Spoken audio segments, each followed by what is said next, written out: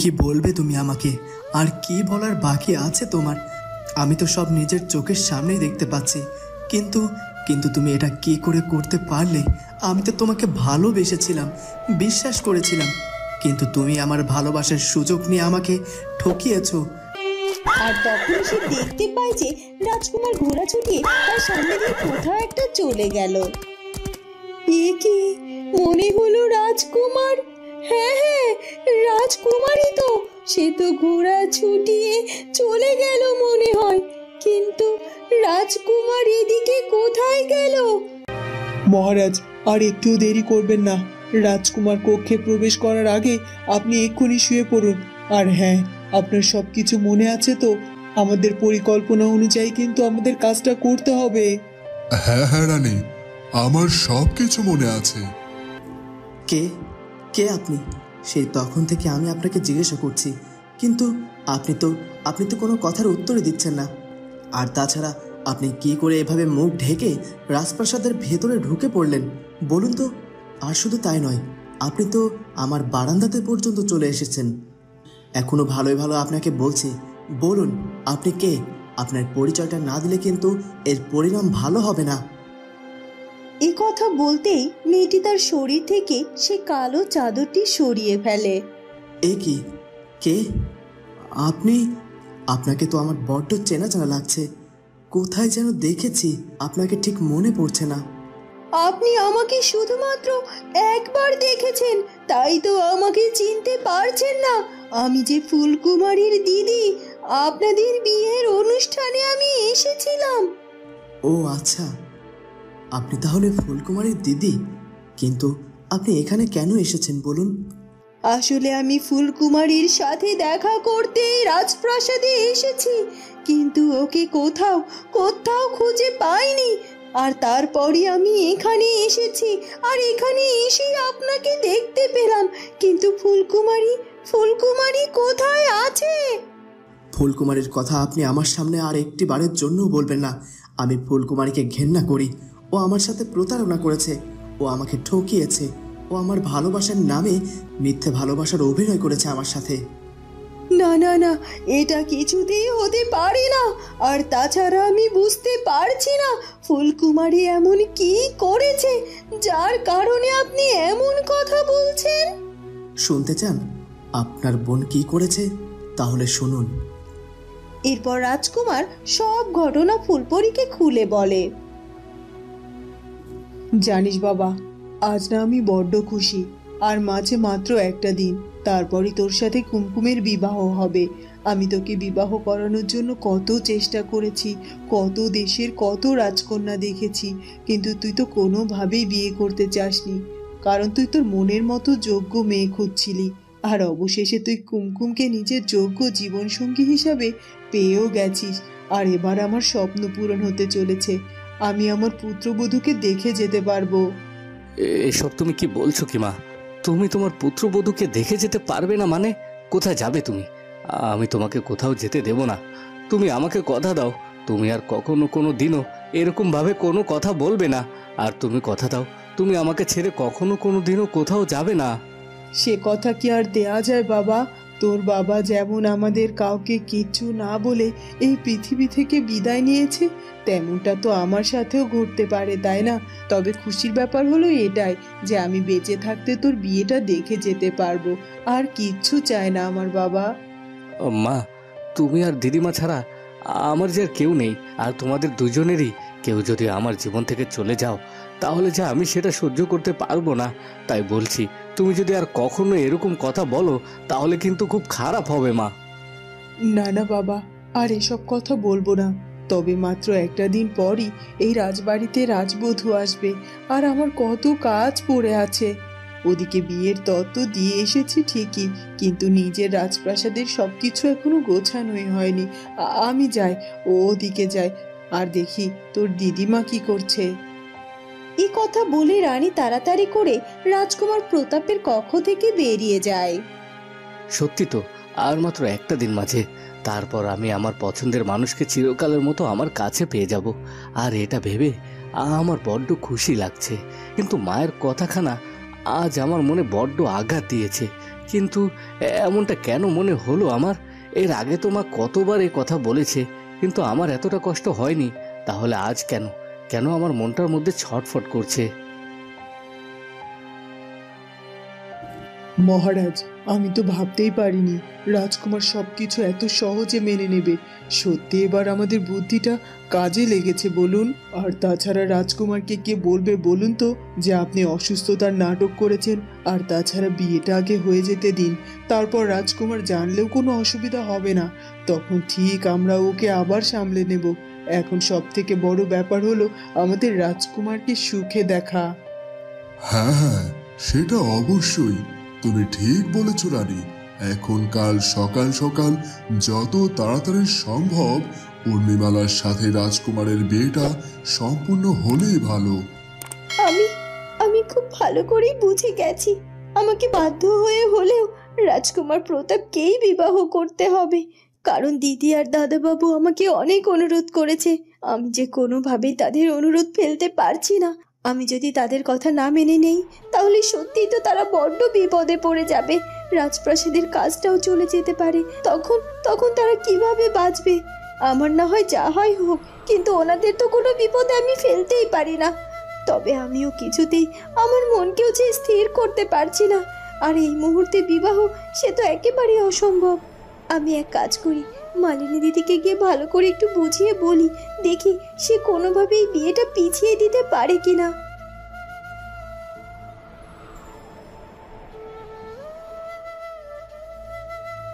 এ কি কুমকুম, তুমি এখানে? কিছু কইবা নাকি? আসলে মালিনী দিদি, আমি তোমাকে একটা বিশেষ অনুরোধ করার জন্য এখানে এসেছি। সেটা হলো, তোমরা যেহেতু চাইছো যে রাজকুমার প্রতাপের সাথে আমার বিবাহ হোক, তখন আমি সেটাই মেনে নিয়েছি।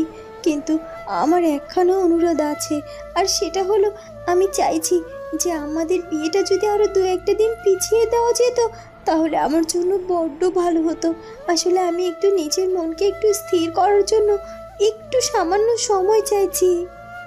ঠিক আছে বোন, তুমি চিন্তা করো না, মাত্র তো 2-1 দিন। রানীমার কাছে গিয়ে আমি বললে রানীমা নিশ্চয়ই এই প্রস্তাবটা মানবে। আর তাছাড়া এত তাড়াহুড়ো করে বিবাহের প্রস্তুতি নিতে তো এমনিতে কিছুটা সময় লাগেই, তাই না? ঠিক আছে দিদি, তাহলে এখন আমি আমার কক্ষে যাচ্ছি।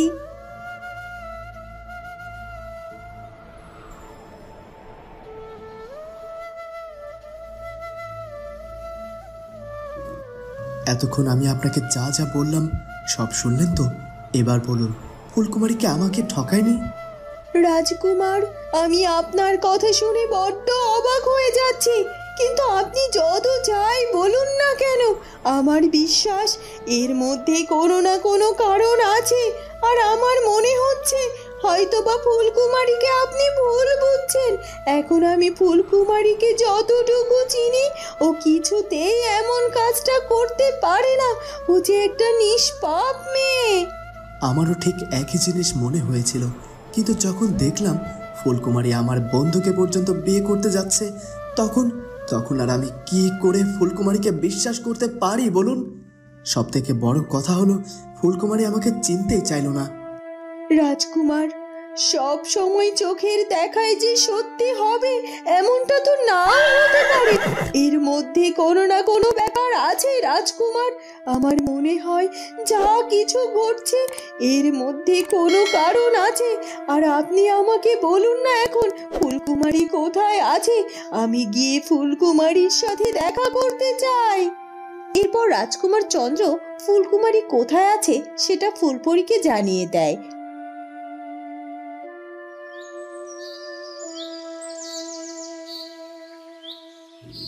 সকাল হয়ে যায় আর সকাল সকাল রাজবাড়িতে বিয়ের ধুম পড়ে যায়।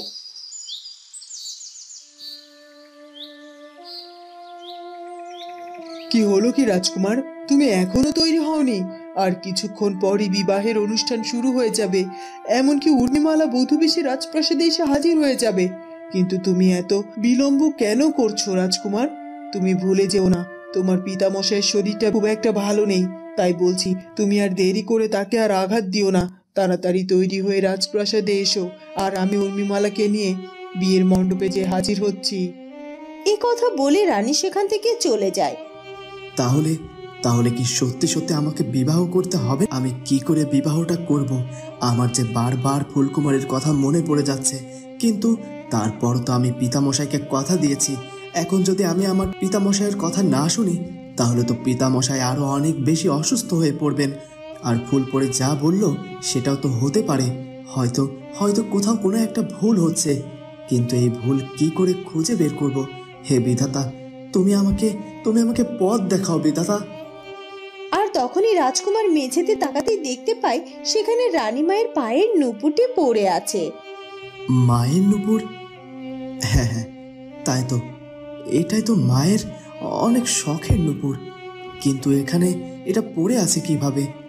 নিশ্চয়ই মা বুঝতে পারেনি যে তার পা থেকে নুপুরটি খুলে পড়ে গেছে। আমি এক কাজ করি, এই নুপুরটি মায়ের কাছে দিয়ে আসি। এ কথা বলে রাজকুমার সে পায়ের নুপুরটি উঠিয়ে নিয়ে রানীমার কাছে দিতে যায়। রানীমা, আজ আমি আপনার উপর ভীষণ খুশি হয়েছি। আমি তো ভাবতেই পারিনি আপনি এত বড় একটা অসম্ভবকে এভাবে সম্ভব করে ফেলবেন। আমি তো ভেবেছিলাম রাজকুমার ফিরে এসেও মহারাজের মিথ্যা অসুস্থতা সে ধরে ফেলবে, কিন্তু সে তো ধরতেই পারেনি সেটা। মহারাজের যে আসলে কিছুই হয়নি, আর সে আমার আর রাজকুমারের বিবাহের জন্য এমন নাটক করছিল। রাজকুমার রানীমার কক্ষের বাইরে থেকে উর্মিমালার বলা সব কথা শুনে ফেলে। এ কি শুনছি আমি? তার মানে পিতামশাই পিতামশাই অসুস্থ নয়, সে অসুস্থতার মিথ্যা নাটক করেছে শুধুমাত্র উর্মিমালার সাথে আমার বিবাহটা দেওয়ার জন্য। পিতামশাই এটা কি করে করতে পারলো? উর্মিমালা, শুধু কি তাই নাকি, রাজকুমার তো এটাও বিশ্বাস করে নিয়েছে যে ওই ফুলকুমারী সত্যি সত্যি ওই সুমনের হাত ধরে পালিয়েছে। কিন্তু রাজকুমার তো এটাও জানে না যে আমরা রাজকুমারকে আমার মিথ্যা অসুস্থতার কথা বলে দূরের রাজ্যে ঔষধ আনতে পাঠিয়ে ফুলকুমারীকে একা করে দিয়ে ওকে প্রহরীদের সাথে গভীর জঙ্গলে বনবাসে পাঠিয়ে দিয়েছি। আর ফুলকুমারীও তো কিছুতেই কোনোভাবে রাজকুমারকে ছেড়ে যেতে রাজিও হচ্ছিল না।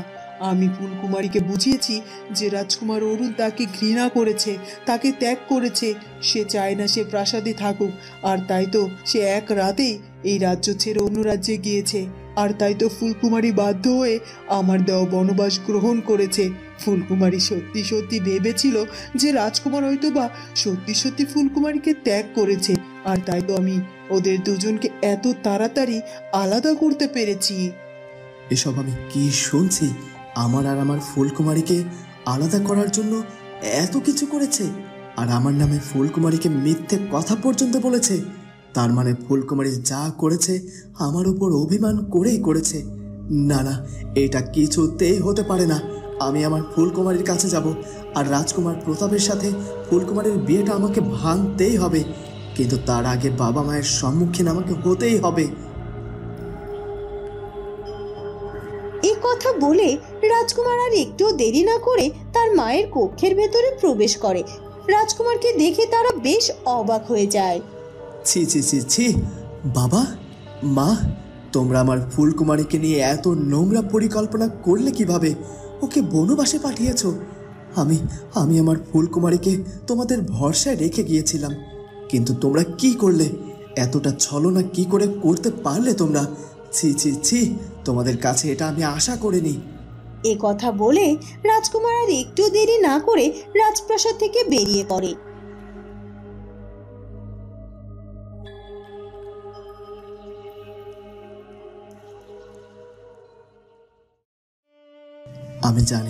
আমি জানি আমার ফুলকুমারী যা করেছে আমার উপর অভিমান করেই করেছে। আর তাই আমি আবার আমার ফুলকুমারীর কাছে যাব, আর ওকে আমি আবার আমার করে নেব ওর কাছে, আর ওকে আমি আবারও আমার করে নেব ওর কাছে, যে আমাকে ক্ষমা চাইতে হবে। রাজকুমার খুব অল্প সময়ের মধ্যে তার ঘোড়া ছুটিয়ে পৌঁছে যায়। এ কি হয়ে গেল মহারাজ? সবকিছু তো গুছিয়ে এনেছিলাম, কিন্তু মুহূর্তের মধ্যে সবকিছু শেষ হয়ে গেল। রাজকুমার যে প্রাসাদ থেকে বেরিয়ে পড়লো, এখন কি করে ওকে আটকাবো? রানী, আমি আমার রাজকুমারকে খুব ভালো করে চিনি। ওকে এখন কোনোভাবেই আটকানো সম্ভব নয়।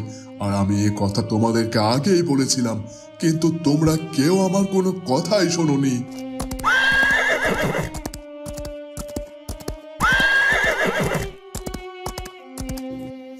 আর মালিনী রাজপ্রাসাদ থেকে রানীমার সাথে কথা বলে কুটিরে ফিরে আসে। কুমকুম, কুমকুম, কোথায় তুমি কুমকুম? আমি রানীমার সাথে কথা বলে আইছি। রানীমা তোমার আরো 2 দিন সময় দিয়েছে। তিনি কইছেন 2 দিন পরেই তোমাদের বিবাহের অনুষ্ঠান হইব। কুমকুম, কুমকুম, কোথায় তুমি কুমকুম?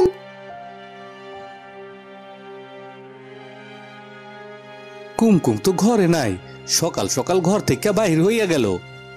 কি কইতাছো কি? কুমকুম আবার এত সকাল সকাল কই গেল বলো তো? হয়তো আশেপাশে কোথাও গিয়াছে। মাইয়াটার মনটা তো ভালো না, ওর একটু একার মতো থাকতে দাও। ও ঘোরাঘুরি করলেই ওর মনটা ভালো হইয়া যাইব। হয় হয়, তুমি ঠিকই কইছো। আসলে বিয়েটা নিয়ে মাইয়াটার মনটা কদিন বেশ খারাপ ছিল। অবশেষে ও বিয়েটার জন্য রাজি হইছে। আর ওর মতো থাইকা ওর মনটারে একটু হালকা করুক। ওদিকে ফুলপরি রাজকুমারের কাছ থেকে ফুলকুমারী কোথায় আছে সেটা শুনে ফুলকুমারীকে খুঁজে বের করার জন্য অনেক চেষ্টা করে। রাজকুমার চন্দ্রকুমার তো আমাকে এদিকের কথাই বলেছিল, আর লোকের কাছে শুনতে শুনতে আমি এতটা দূরে চলে এসেছি, কিন্তু ফুলকুমারীর তো কোনো খোঁজ পাচ্ছি না। ও কোন বাড়িতে আছে সেটাও তো জানি না। রাজকুমার তো এটাও বলল রাজ্যের কোনো এক মালিনীর বাড়িতে নাকি ফুলকুমারী রয়েছে। তাই আমাকে যে করেই হোক লোকের কাছ থেকে শুনে শুনে হলেও ওই মালিনীর বাড়ি খুঁজে বের করতেই হবে, আর ফুলকুমারীর সাথে যে আমাকে দেখা করতেই হবে। এ কথা বলে পরী এগিয়ে যেতে থাকে। আমাদের বিয়েটা তো 2 দিন পিছিয়ে গেল। ভেবেছিলাম 2 দিন আগেই কুমকুমকে আমি আমার করে পেয়ে যাব, কিন্তু সেটা তো আর হলো না। আর তাছাড়া কুমকুম যেহেতু 2 দিন সময় চেয়েছে, সেহেতু তো আমার কোনো কথা থাকতে পারে না। মাত্র তো 2 দিন, দেখতে দেখতে কেটে যাবে। কিন্তু কেন জানি না আমার কুমকুমকে দেখতে বড্ড ইচ্ছে করছে। মনে হচ্ছে যেন দৌড়ে ছুটে গিয়ে ওর সাথে দেখা করে আসি। আসতেই তো পারি, বিয়েটা 2 দিন পরে হয় হোক, কিন্তু আমি এক্ষুনি একবার যাব ফুলকুমারীর সাথে দেখা করতে, আর আমি ওকে মন ভরে দেখে আসব।